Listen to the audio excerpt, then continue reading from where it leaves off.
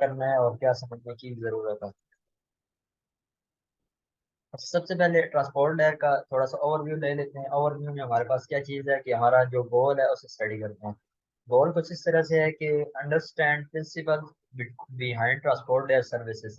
सबसे पहले हम लोगों ने ये जो मेन प्रिंसिपल्स हैं जो कि ट्रांसपोर्ट लेयर के बिहाफ पे यूज किए जाते हैं उन्हें अंडरस्टैंड करना है, क्योंकि जब तक इनकी हमें समझ नहीं होगी सही तरह से तो हम लोग जो आगे इंफ्रास्ट्रक्चर है सारा इनका डेटा कम्युनिकेशन का, तो हम लोग उसे सही तरह से समझ नहीं पाएंगे।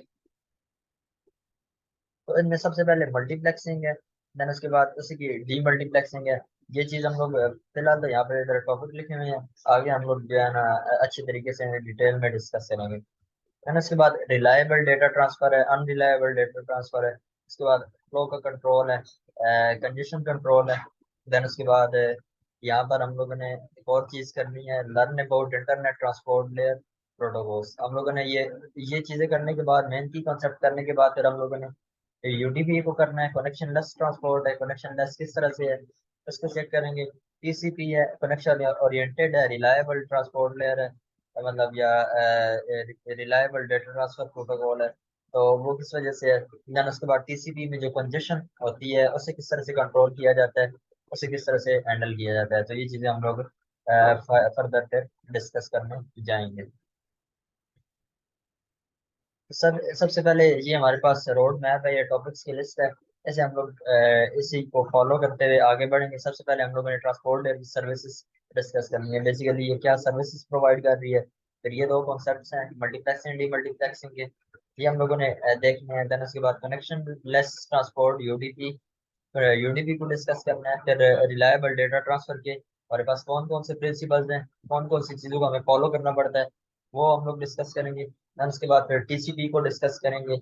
उसके बाद फिर प्रिंसिपल्स ऑफ कंजेशन कंट्रोल को डिस्कस करेंगे, टीसीपी में कंजेशन कंट्रोल किस तरह से किया जाता है।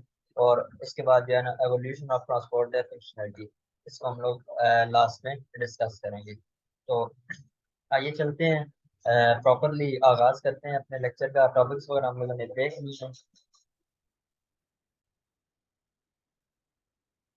तो इन चीज़ों को डिटेल में चेक कर लेते हैं। तो सबसे पहले ट्रांसपोर्ट सर्विसेज एंड प्रोटोकॉल्स, ये हमारे पास इसमें क्या चीज़ें आती हैं। तो हमारा होता कुछ इस तरह से है कि ट्रांसपोर्ट लेयर जो है वो हमें क्या करती है, provide logical communication between application processes running on different host.